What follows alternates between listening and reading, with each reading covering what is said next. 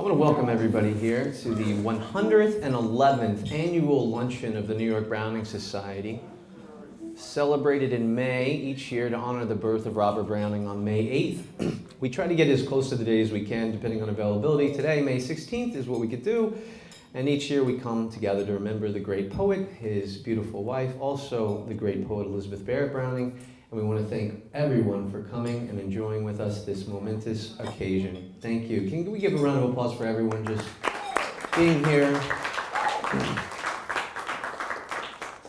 We have a few pieces of business that we need to take care of. Right off the bat, we want to thank our former Vice President Anita Taub, who has finished out her term, and also Theodore Weaver, our former corresponding secretary, for all the hard work that they've done for the Browning Society. And if we could just give a round of applause for them serving us for the last 2 seasons. The votes are in, ladies and gentlemen, and all tallies are unanimous. We'd like to welcome, first, Robert Kramer as the new Vice President of the New York Browning Society. Let's give him a round of applause.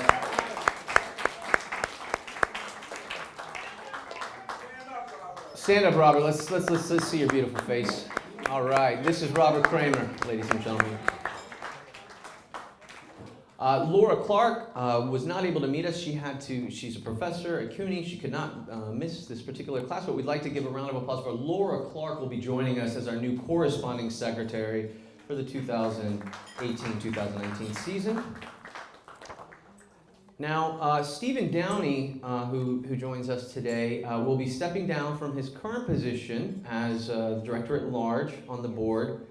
However, he's only to be replaced with someone a bit more pleasing to the eye, his beautiful wife, KT Sullivan. Let's give a warm round of applause for KT Sullivan.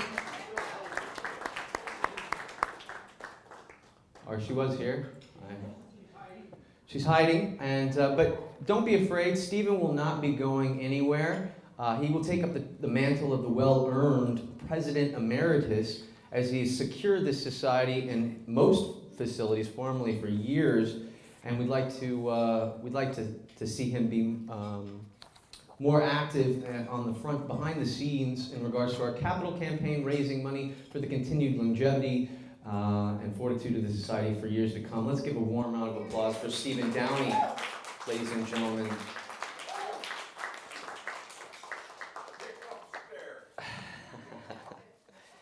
So, I just want to go over a quick overlook. We're going to bring up our featured speaker in just a moment. I just want to go over our season this year. We started out in October with poet and filmmaker Tom Diageo. He opened up the season with Browning's Ghost. It was a haunting look into how far Browning's poetic influence has gone upon himself and on several modern-day poets. Now, after a last-minute, it was a lot of fun as well. After a last-minute cancellation in November, I decided to take on the role and presented Elizabeth Barrett Browning, a seance in the 21st century. And yes, we did hold a seance. It was amazing. We summoned the presence of Elizabeth herself to help analyze her most famous works, the Portuguese sonnets. So from Robert's Ghost to actually evoking Elizabeth to join us, the first 2 meetings started out with quite the bang.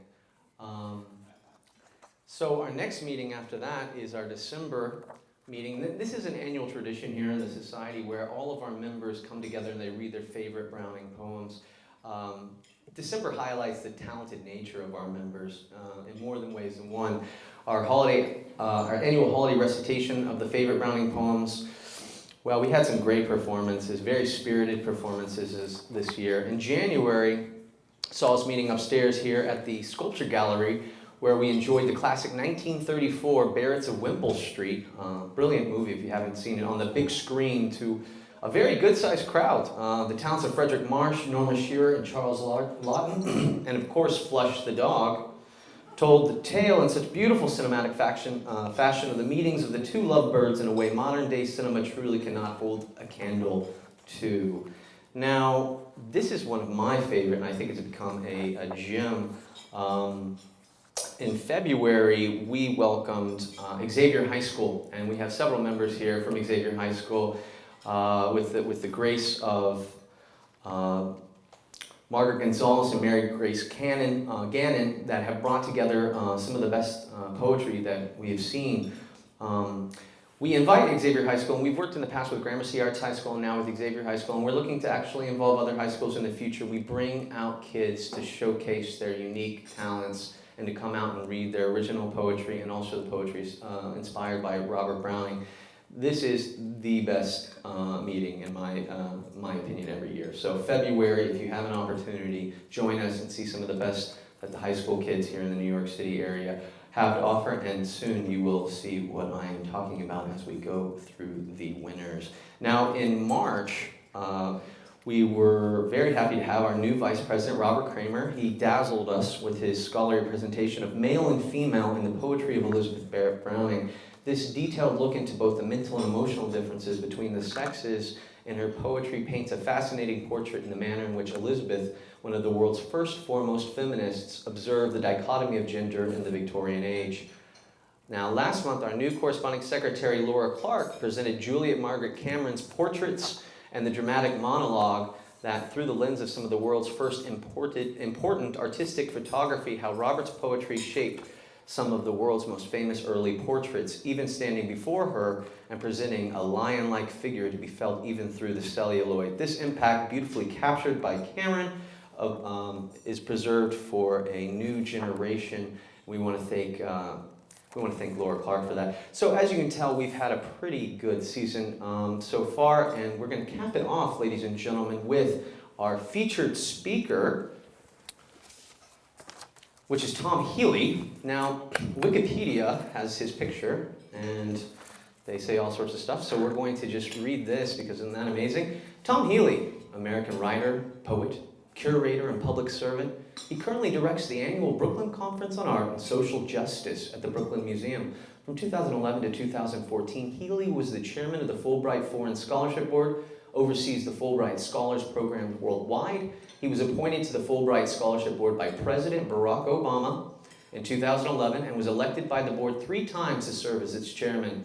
Under President Bill Clinton, Healy was a member of the Presidential Advisory Council on HIV/AIDS, PACHA. Since the 1990s, Healy has played an active role in the New York City's art scene. After the September 11 attacks in 2001, he served as the president of the Lower Manhattan Cultural Council, where he led rebuilding efforts for the downtown arts community. In 2006, Mayor Michael Bloomberg awarded him the New York City Mayor's Award for Arts and Culture.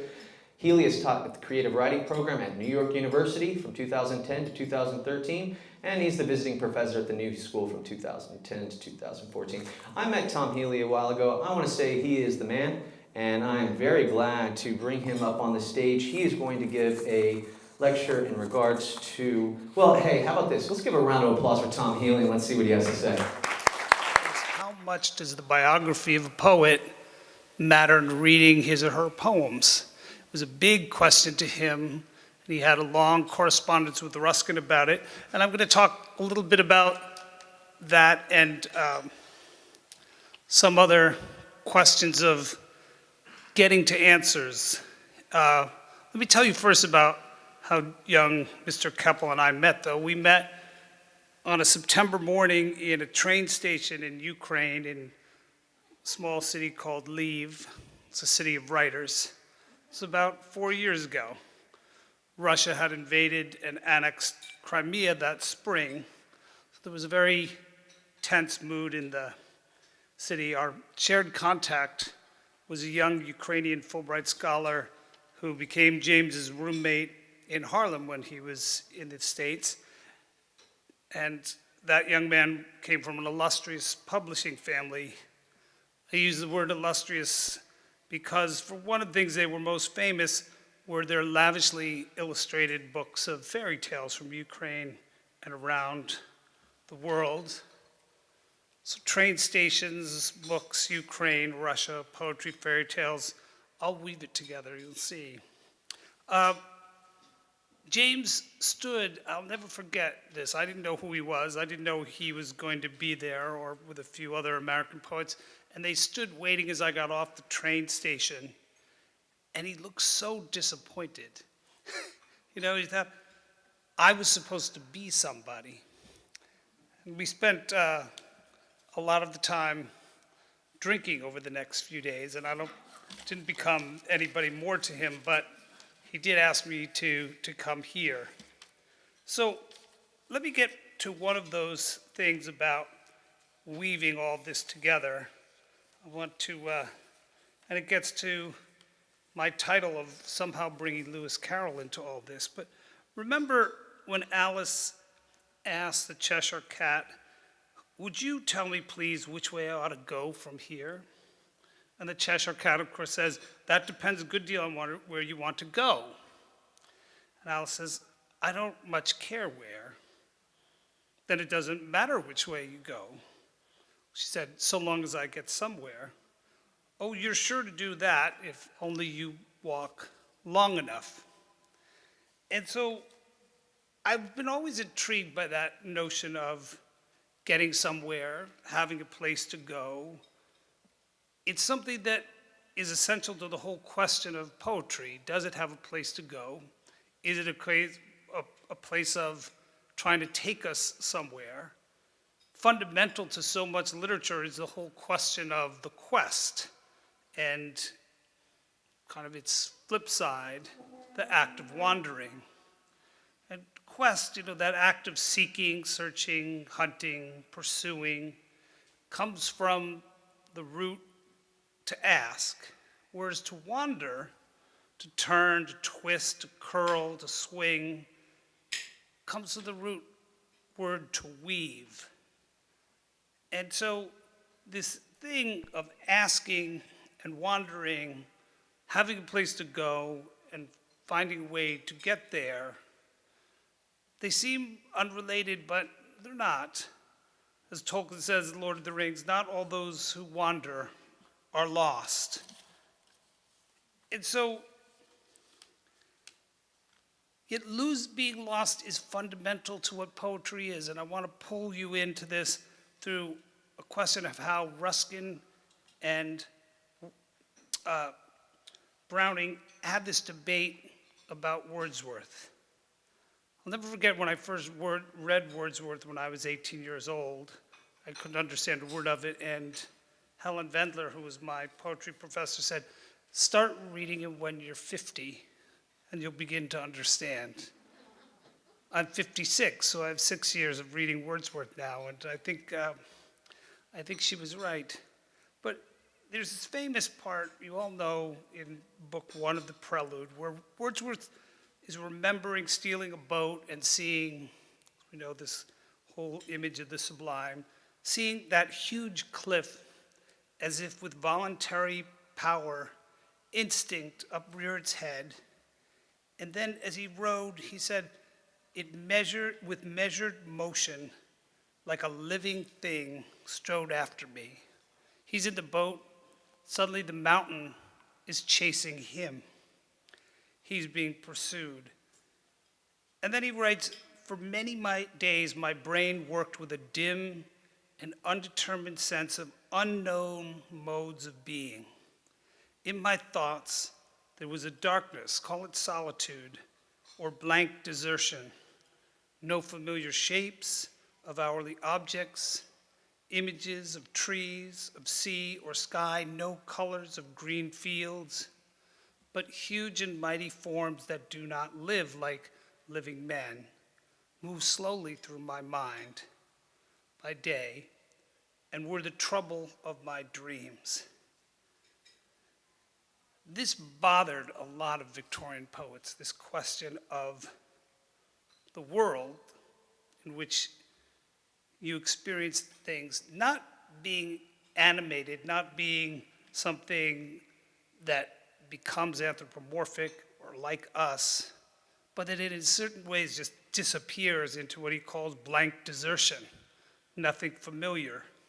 It really bothered somebody like Ruskin, who was deeply interested in the question of the physical world as it got painted or as it got represented in poems. And he had long debates about this with Browning in his letters. And fundamental to that question is, back to Lewis Carroll and Alice, if it's a quest that puts us forward, whether or not we know where we're going, wandering or clear, what is it if we're being chased? As Wordsworth says he was by a mountain.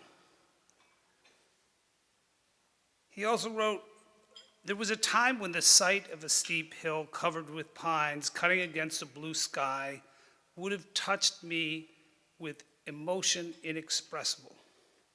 That's that sense of the sublime. And now, he said, I can look at such a slope with coolness and observation of fact. No sublime, no lingering sense of dread that it was chasing you and you don't know what it was, but coolness and observation of fact. Ruskin liked this kind of Wordsworth because he didn't like emotional and sentimental writers. He said, generally speaking, pathetic writing and careful explanation of passion are quite easy compared with what he said was the better poetry or the better painting, the plain recording of what people said and did, or the invention of what they are likely to say and do. He had this clear perception of what an artist was and how things got composed. And then thirdly, how does that get experienced by us as by readers? And what Browning did and fought with him about was that there's a lot more wandering that goes on. There's a big and ironic gap between how artists perceive what they do and how that affects us in what we see and read. Browning felt that poetry actually exists in relationship to us as readers, and it's affected by what we know and what we desire. It's fascinating to be here on 111 years of this Browning society, but it's interesting that there were hundreds of Browning societies, and why was that? Why no other poet have these kinds of societies? Because one of the answers seemed to be, and Browning was deeply uncomfortable with a lot of these societies, and they sprang up even in his lifetime. His main biographer, Mrs. Shore, was a patron of one in London. But they exist because in some ways what they do is they provide us with some clarity about this poet and about this poetry that we're going to be affected by, what we're going to be desiring. Browning told a friend, Joseph Milsand, I'm writing a first step towards popularity for me, lyrics with more music and painting than before, so as to get people to hear and see. He wanted our experiences to be strange and new. He wanted poems that produced some kind of uncertainty about what it was to read poetry. And that became clear to a lot of societies. What you do is to find maps and ways to read the poems, to understand the life of the poets.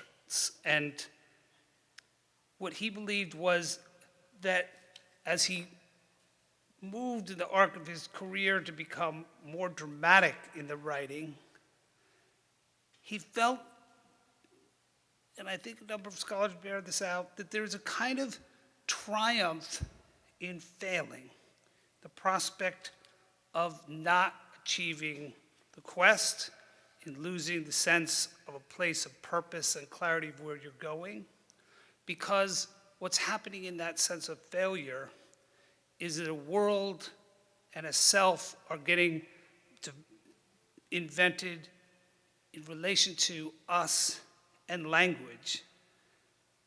A rest and movement, as Harold Bloom has written, a rest and movement in relation to words disrupts the motionless dualistic relationship between a reader and a poem, a speaker and who a true subject is, and the subject and object, which were the things that seemed clear to a critic like Ruskin of how the world should work, what kinds of writing and painting there should be, and the confusion that and unease and failure that Browning puts us through, or his deliberate way of saying poetry's going to do something very different from that. And that fight, I'm just going to speak a few minutes about it because it got well, deep in for them. That fight became this question about what an objective versus a subjective poet was. And if a number of you remember what Oscar Wilde said about Browning, and it's something you think about it hard because Oscar Wilde got writers right so often, he got artists right, and yet he dismissed and praised Browning at the same time. He called him a brilliant fiction writer and not a poet. Let me quote you a little bit about that, what that is, because to me, it gets at the core of what our questions are about him. I'll find it here. Go. My notes are a little messed, but I have Oscar here somewhere.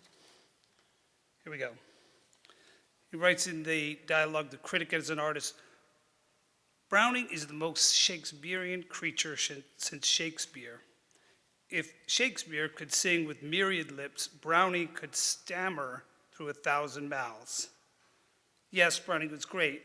Will he be remembered as a poet? No, he'll be remembered as a writer of fiction, as the most supreme writer of fiction it may be that we've ever had.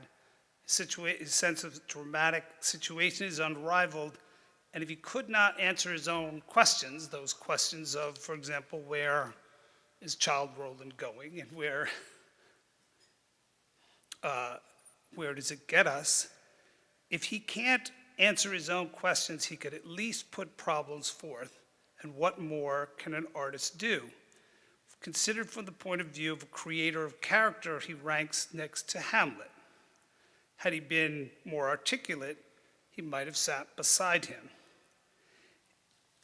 It's a fascinating thing to dismiss him in this, I think, fundamental misunderstanding of what happens in the dramatic monologues. It's not so much that, as he does brilliantly, conveys an inner sense of life and the inner kind of conversation of a character. A character is really well developed.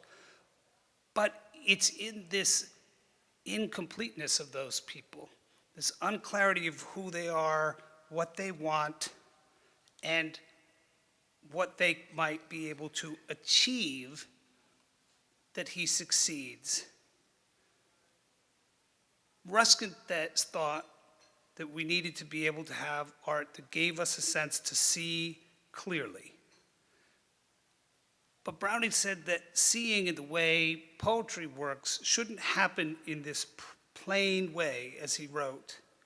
It should not be for the characters and poems, and it should not be plain for the reader. He wants to see things that are a face or a painting that embrace hallucination, phantoms, delusions, strangeness, the uncanny. It's a kind of half presence that's not meant to be observed reality, but it is meant to be true. It is meant to be something we get and that we see and that eludes us and that we come back to, that feels it's in the shade, one of the most common words in Browning, a sense of things being in the shade. In their letters, which I've spent a lot of time rereading before coming today, Elizabeth Browning, one of the early letters, asks Browning to tell her any faults that he sees in her work. And he decides to bring up this question of poetry as painting again. He describes the particular artist's pleasure, quote, of deciphering a writer's intentions by seeing where she has laid the paint on too thick. And this is the quote. As an instructed eye loves to see where the brush has dipped twice in a lustrous color, has lain insistently along a favored outline, dwelt lovingly in a grand shadow and shade. For these too muches for everybody's picture are so many helps to the making out of the real painter's picture, as he had had it in his brain.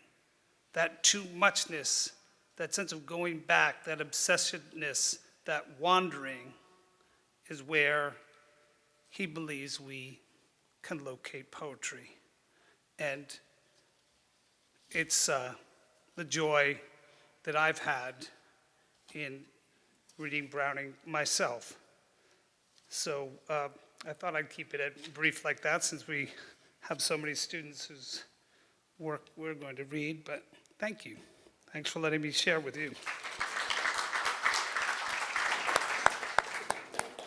Speaking of now, are you guys ready for the winners of the New York City Browning Society High School Award winning poetry competition? All right, so here's the deal. We had a couple of people that couldn't make it out, and so we did have a short list, and we invited a couple of people, and so because they're here and we had a couple of people not show up, I just want everybody to be able to get up on the microphone and read a poem. Does that sound okay for everybody? All right, so let's start out with, from our short list, we're going to go with Nathaniel Hilton from the Collegiate School. Ladies and gentlemen, let's give a warm round of applause.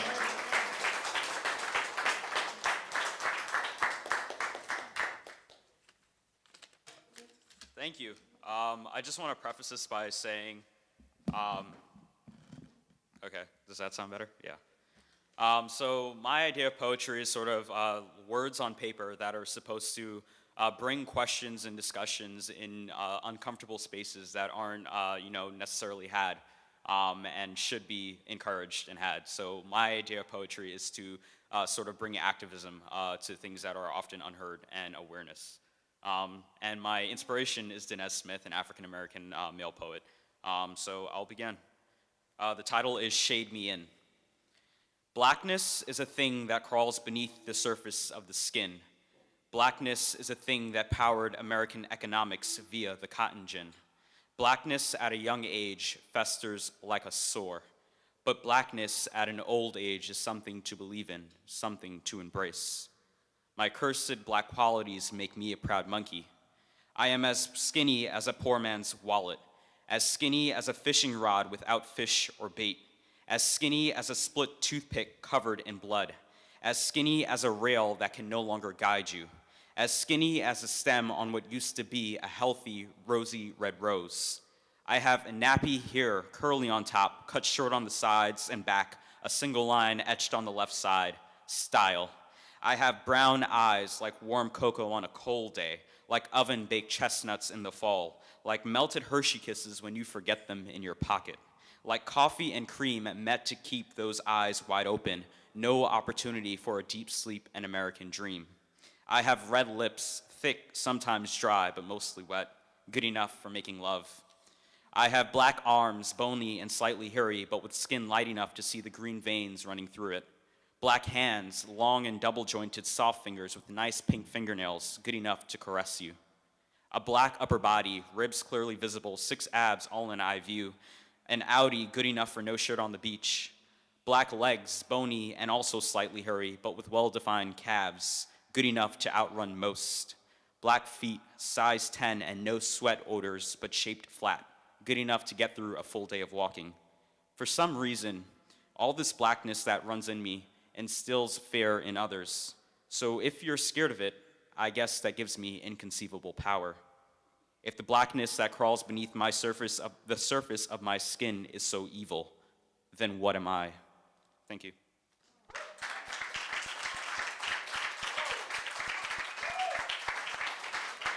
Danny Hilton, ladies and gentlemen, from the Collegiate School. All right, so up next from our short list, let's give it up for Bridget Farrell from the 9th grade at the Mary Louise Academy, ladies and gentlemen.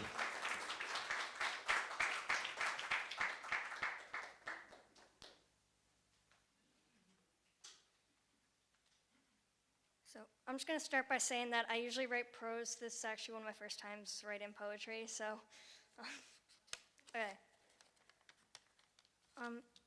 I call this writing between the lines. And when the pen tip touched the blank white page, a waterfall of words began to flow. And soon she found that she couldn't hold back all the thoughts she had kept hidden below. There's a certain sense of wonder to it, because only when she writes her stories can she access the deep parts of her mind where she wanders unmarked territories. Her own characters and fantasy worlds hold much more appeal than reality. So this author does not close with the end, she detests its sense of finality. She is a dreamer, lover, and fighter. All this and more, she is a writer.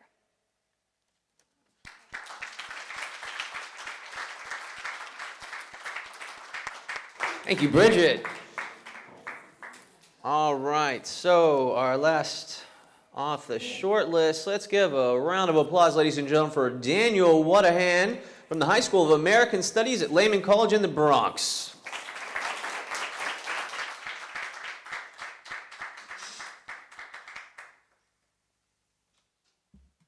Hello. I wrote this about a year ago.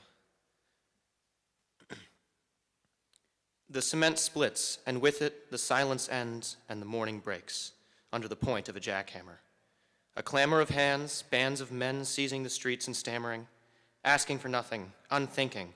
They wander and are led by the hand from highway to canal to bandstand and alleyway and street corner. The side streets are full of disorder. From the crack between the subway tracks and the streets, towards the light they reach, out of line and out of step. From a brief sleep they wake, from the dark tunnels of the trains they rush forward for the fresh air and the rain, flooding like sewer water, burning like arson fire, they dance and sing and scream in pain down the roads under gray skies. Like jazz pianists, they improvise, they hold the world in their eyes, they won't collapse under the weight. Beneath the heavy pressure they wait for the day they might escape, but there is no escape, so they adapt, and they train themselves not to snap, not to disagree or talk back, and in their wake, they turn the city black with the dirt and the soot and the trash, black like the shadows of the skyscrapers and the thoughts of the men in their penthouses. Forgive them, for they feel it not. Their wristwatches and their clocks tick. They don't stop. Their hearts turn with the springs and the gears are hot. They cannot stop now. Nothing will stop them. They cannot stop themselves. They halt only for a moment, and their car horns roar, and their hot blood runs, and their hot air vents to the sky. They charge on if they can. Their wheels only stop if they must. They must stop. There is no stopping them. Thank you.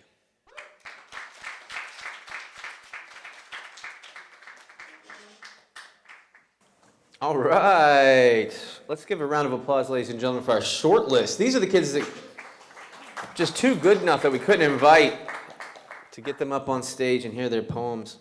So I suppose then that leaves us with the winners. Julian, are you here? All right. So, ladies and gentlemen, I want to let you guys know that all of our winners and our short list are published online and also in a collection of poetry sponsored by the New York Browning Society that will be available at the New York City Poetry Festival. This is going to be July 29th and 30th this year at Governor's Island. So everyone here that's performing is welcome to come out and join us and perform on stage at Governor's Island at the New York City Poetry Festival. Typically it's Sunday at around 1 o'clock. So I'll let you know, but if you could get in contact with me or as soon as I get the exact schedule, I will let you know. And that's usually a really fun time. If you've never made it out to Governor's Island for the New York City Poetry Festival, it's a really excellent opportunity to get your verse out there, and we'll have a collection of poetry in which you're featured in. So with that being said, our winners, on top of that, also win a check for $100 and a selection of Browning's poetry. So we have here Robert and Elizabeth Barrett Browning, collection of their poetry, winning check for $100 and a certificate for, let's give a round of applause for Julian R. Navarro from Xavier School, ladies and gentlemen.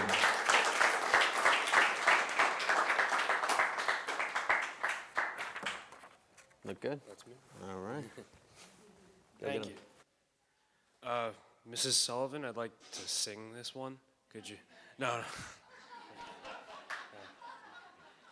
All right. Here goes it. Ironclad watchdogs in their rusty coats stand guard against the sea. Ants of commerce are permitted, and the buzzing sun is peered at with suspicion, as though it were a threat unworthy. Their swaying dribbles of steel hang in apathy, as do the cocked caps and slumped shoulders of the coral vacation land to the east. A kingdom of sun-bleached and sand-filled pastel pink apartment sits protected in its sin.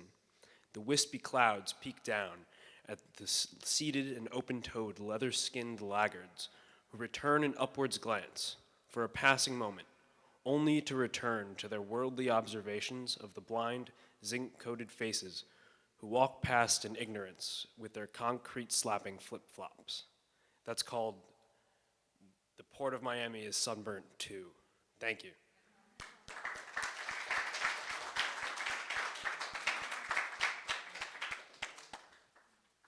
Thank you, Julian Navarro, once again from Xavier High School, ladies and gentlemen. Let's give him a round of applause.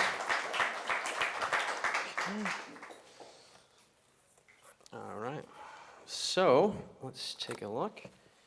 We have up next, ladies and gentlemen, let's give a warm round of applause for Giovanni Santalucia out of the High School of American Studies in Bronx, New York.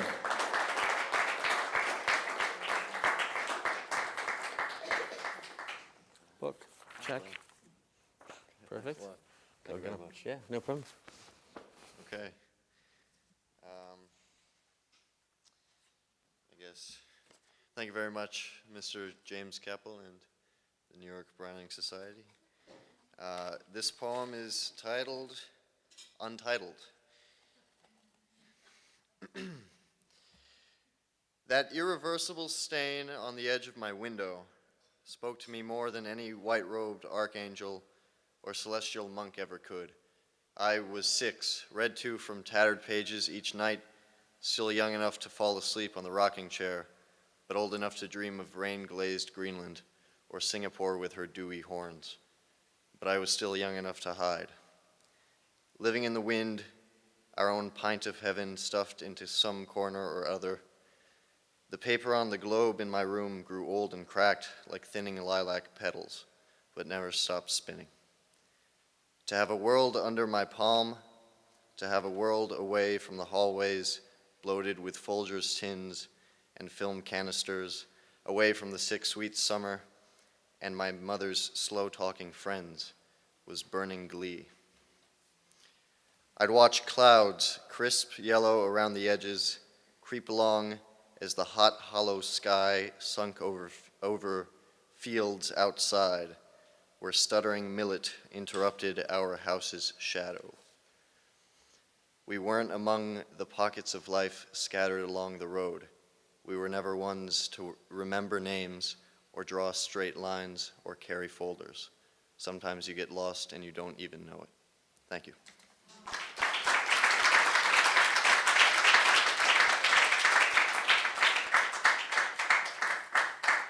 Giovanni Santalucia, ladies and gentlemen. Woo!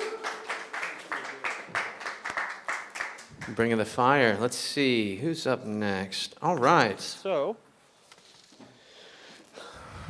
ladies and gentlemen, our next winner is, let's give a warm round of applause for Clay Hard out of the Collegiate School, ladies and gentlemen.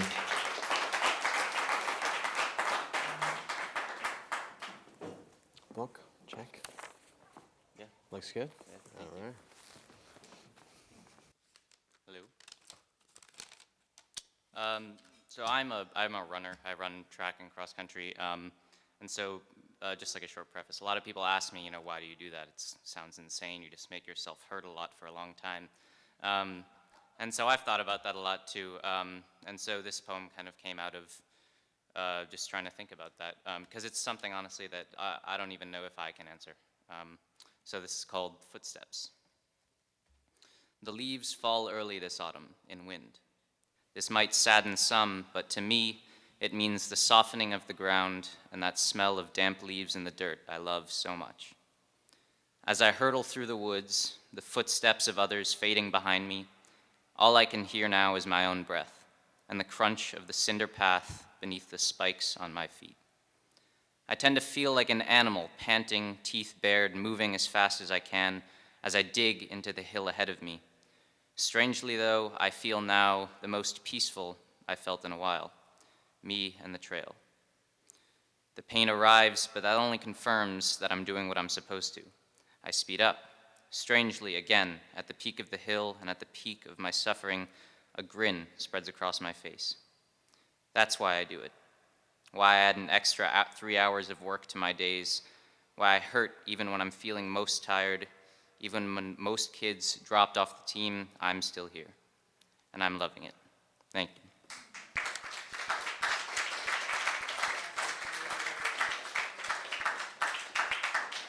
Clay hard, ladies and gentlemen.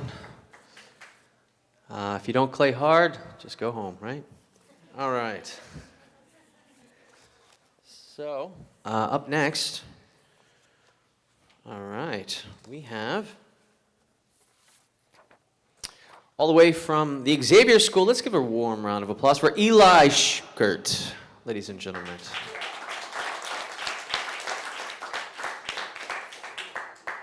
Schukert, right? Schukert. Close enough. Check, book. Go for it. Hello, everyone. So my poem is based on a Elizabeth Barrett Browning poem called A Lady's Yes. Most of you are probably familiar with it. It's also based on the Me Too movement that's been going on since about last year. A woman's yes isn't a must. It changes like the wind. In a moment, long, strong gusts. The next, hard to find. A woman's yes on the phone means nothing at this hour. What changes? His tone. She shudders to the bone. A woman's yes is full of power. It is an accusation that should make men cower. It is strong alone, yet stronger received when she finds herself to be believed. A woman's yes should be heard, not put to rest. Is that what's deserved?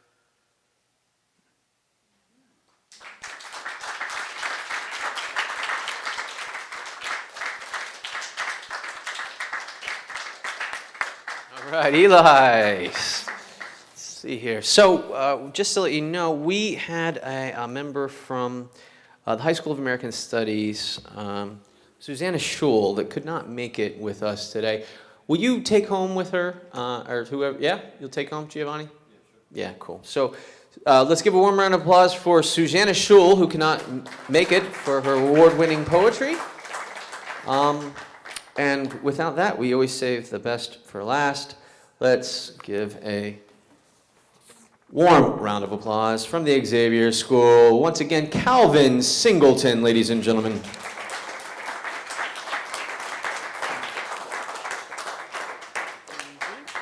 Looks amazing. Okay, go again. Hello, everyone. Don't you love when things like come back full circle? The very first poetry that we started to read today was from Mr. Tom Hilly, and it was actually the poem that inspired me, named Porphyria's Lover. And it was, do you remember about the storm, like relating to last night? And yeah, the climax of that poem is how a man's wife, he ends up strangling her. He's not right in the head, obviously, to preserve her beauty. And that's where I get this poem from, titled Porphyria's Muse. I was caught within the storm, with the wind unforgiving, but to my lover, who makes me warm, is where I was headed this evening, wrapped in visions, lost with dreaming. But the weather would not taint the night, I declared when I shut out the cold. To restore the warmth with all my might, I sparked a fire, bright and bold, and rose from the hearth to derobe. Water-filled was the coat that I hauled, drenched scarf and gloves alike. I removed my hat and let my blonde hair fall, and last I sat by his side. I called to him, to no reply. I knew my hands to his their guide, so I wrapped his arm round and stared back at myself deep within his eyes and filled the room with mumbles of sound. I love you, I said. To you I am bound. Passion-filled and insane, to act on these feelings was my only endeavor. but too sickly my body remained, white and pale as ever, light and thin as a feather. We rose from the bed together, and in his eyes I found a look I have seen never, when he wrapped my hair 1, 2, 3 times my throat now, and strangled. Not pain, but pressure filled my head as the sound of my very own heart got louder in my ears. I asked myself in fear, will I soon be dead? No emotion, not even a tear. His face remained as it was, blank and clear. Soon there was nothing, a ubiquitous shadow around us. With my rosy cheeks still blushing, he lifted my body, doll-like and tenuous. But yet, I had not moved at all. There I stood. There I concluded, a posteriori, where I stood alone in the land of the betwixt, purgatory, yet fixed and anchored in my own home, perpetual Stockholm syndrome. But this final act done by him, some could see as malignant, was a gift to prevent my body's dim, to forever have a rosy and youthful existence, free from fever and sickness. My lover holds me now, and through my hair his fingers will stir. To have a love like this, I know not how. Although the actions have occurred, God has not yet said a word. Thank you.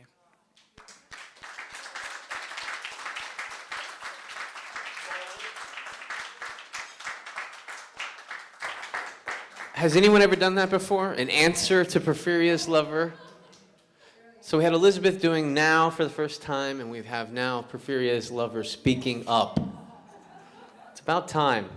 One more round of applause for all these great guys, and ladies. The amount of talent in the high school programs here in New York City is immense. And this is something that I'd like to bring up because I think it's important. A lot of schools have bloodlet poetry from their curriculums. It's not needed necessarily to teach an English class without even talking towards poetry. I've been involved, and along with myself, Stephen Motika, the former director at the Poets House for 8-9 years now in the high school poetry competition. When I took over the competition, there was about 25 schools participating. Now we have over 120 plus schools across the 5 boroughs. And what I've gotten back from a lot of the teachers is that it's given them an opportunity, a unique opportunity, not only to teach poetry in their English class, but because of the competition, it gives them an opportunity to teach Browning poetry in their English class. So I know that there's a lot of poetry out there, and I'm just very happy that if poetry is going to be taught in high schools and the curriculum towards this competition is set towards Browning, then at least Browning or nothing at all, right? So I'm very proud that we've been able to make that impact into the New York City high schools where people are continuing to read, enjoy, and being taught poetry based upon the existence of this high school poetry competition. And I want to thank everybody here for participating.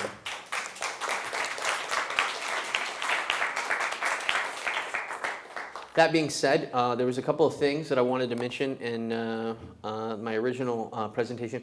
This is just in regards to the future of the society. A little bit of history is needed, and I think Tom Healy spoke to it a little bit. We are the oldest continuous meeting literary society in New York City. And when the society began in 1907, it was a totally different society. It was an opportunity for women to come out at 1 p.m. on a Wednesday and to create their own academic scholarly course. And it was based upon their love of Robert Browning's poetry. So much so that if you look back at the programs, we met at the Waldorf Astoria Hotel for, I don't know, 50, 60 years. But if you were to go back to like a 1930s, 1940s program, you would see a heavily influenced academic course schedule, where even when we took off the summers, they would have summer reading lessons, they would have summer tests and such, and they would be meeting 2 to 3 times a week to discuss Browning. I think, I'm pretty sure, but up until about I want to say 1981, there wasn't even a male member of the New York Browning Society. It was a completely female society. And so I think it's interesting in the days and times that we live in where Elizabeth Barrett Browning was the first sort of big female voice and also one of the big female feminists with her poem Aurora Lee. And the fact that we've existed in such a way in the future, I think there's a lot of potential for us to go and meet sort of the modern day culture that we're facing right now. We can't do the 1 p.m. Wednesdays forever. Not many people of younger variety can make those meetings because they have work or this or that. So in the future, what I've envisioned, and with the help of Laura Clark and some other and Robert Kramer and all of our great people on the board, we're going to look to sort of open up the society to evening meetings, maybe something like a Browning Cocktails and Conversation plus Victorian poetry, because I really think that it's very important to keep this society alive, if not for the next 111th year, but to continue it on till the foreseeable future. And I want to thank everybody's support for being a part of the Browning Society and to continuing the vision of not only Robert, but Elizabeth Barrett and their beautiful poetry, and giving a place and an opportunity for people to get together and talk and to forget the noise of our social media sort of junk generation where it's just this is all in your ear, and you actually have a chance to slow it down, read some literature, talk to people, get to know people, and talk about anything that you want, and have a real place and location for that to exist. This is my goal for the future of the society. This is what we are going to bring for the society with a new, up-to-date website that we'll be unveiling in September, which will have full, immersive social media, history, sort of a doorway for the new generation to access the Brownings and invite them to participate in our meetings. And we look to have even our members and the winners of the poetry competition to participate, because we want people of all ages to get together and speak to and towards poetry and to push this beautiful poetry forward into the future. And with your help, we can do that. Thank you. Thank you for electing me president, and I hope that I will be able to continue to provide you with the kind of content and continue to provide you with the forum in which we can do this. And I want to thank everybody for coming to the luncheon. If we can give a round of applause, that would be great. Thank you. Speaking of that transcendental poetry, let's bring it into poetry and music to close this ceremony. I'd like to close it with a small, and I know it's in the program, but I'd like to close it with a small little passage from Robert Browning's Pippa Passes. The year at the spring, and days at the morn, mornings at 7, the hillsides dew pearled, the larks on the wing, snails on the thorn, God's in his heaven, and all rights with the world. Ladies and gentlemen, can we bring back to the stage Elizabeth Sullivan to sing and play Eglantine, EBB Sonnet 44? All right. Hi. Eglantine. Eglantine. Elizabeth Solon, Sonnet 44. I'm sorry, I'm a little teary-eyed. I'm not even pronouncing anything. Yeah. May I say something? Yes, ma'am. I think, I'm going to use this. I think when you start to write music for great words like this, you're awed by the greatness of it. And you need to fall in love with it. Love what the poet is saying. And so right now I'm going to read the words to this wonderful, beloved, thou hast brought me many flowers, sonnet. What number is that? XLIV, 4, it'll be 4. Okay, these are the words which I fell in love with. Beloved, thou hast brought me many flowers plucked in the garden, all the summer through and winter. And it seemed as if they grew in this close room, nor missed the sun and showers. So, in the like name of that love of ours, take back these thoughts which here unfolded too, and which on warm and cold days I withdrew from my heart's ground.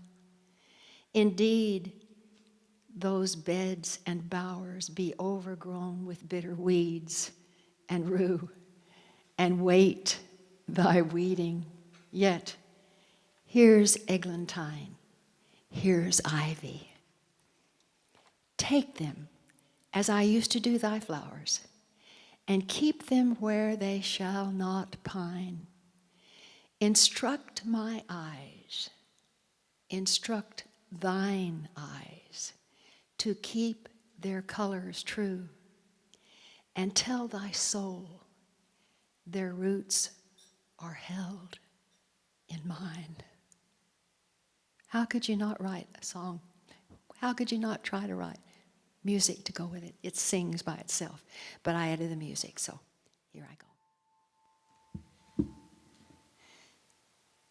Beloved, thou hast brought me many flowers, plucked in the garden all the summer through and winter,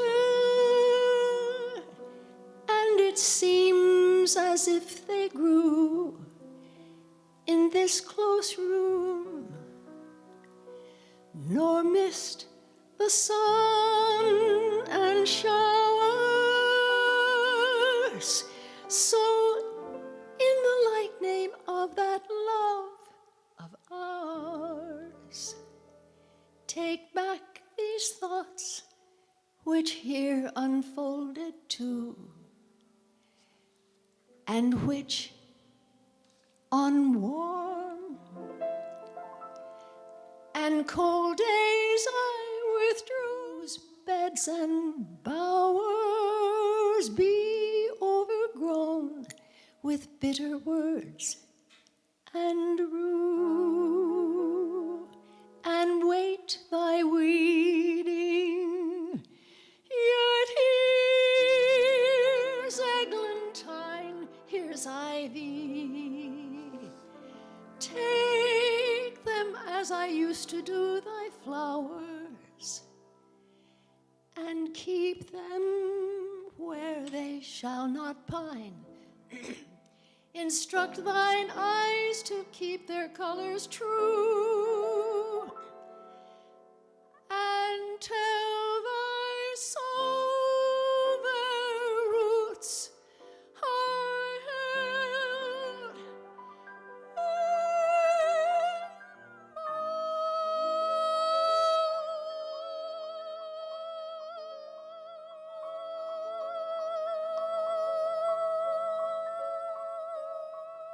in mind.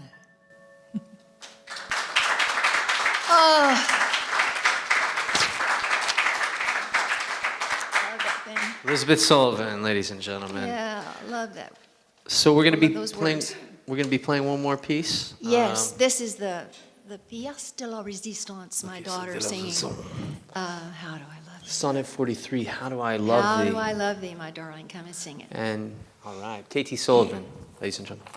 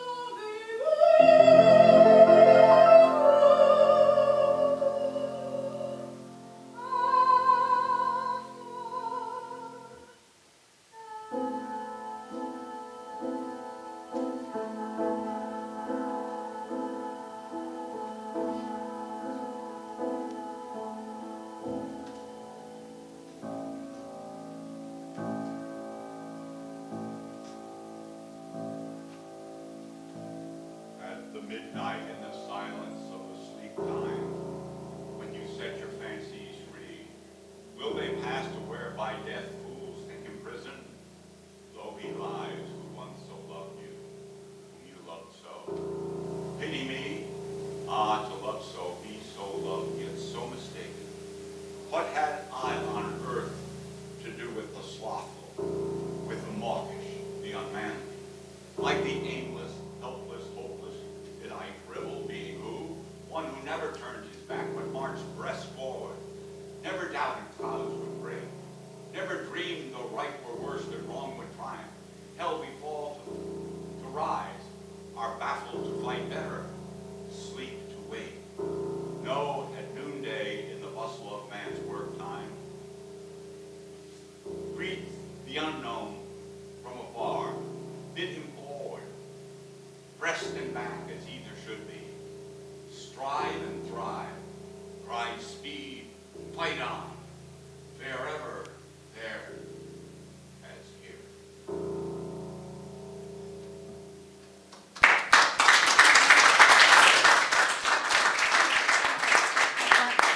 Stephen Downing with the epilogue to F. Solano. Thank you, everyone, for coming out. Elizabeth Sullivan on the keys. Thank you. I've been your humble master of ceremonies. Katie Sullivan's beautiful voice. Tom Healy, and all of our amazing winners of this year's high school poetry competition. Will you lead us out with some music?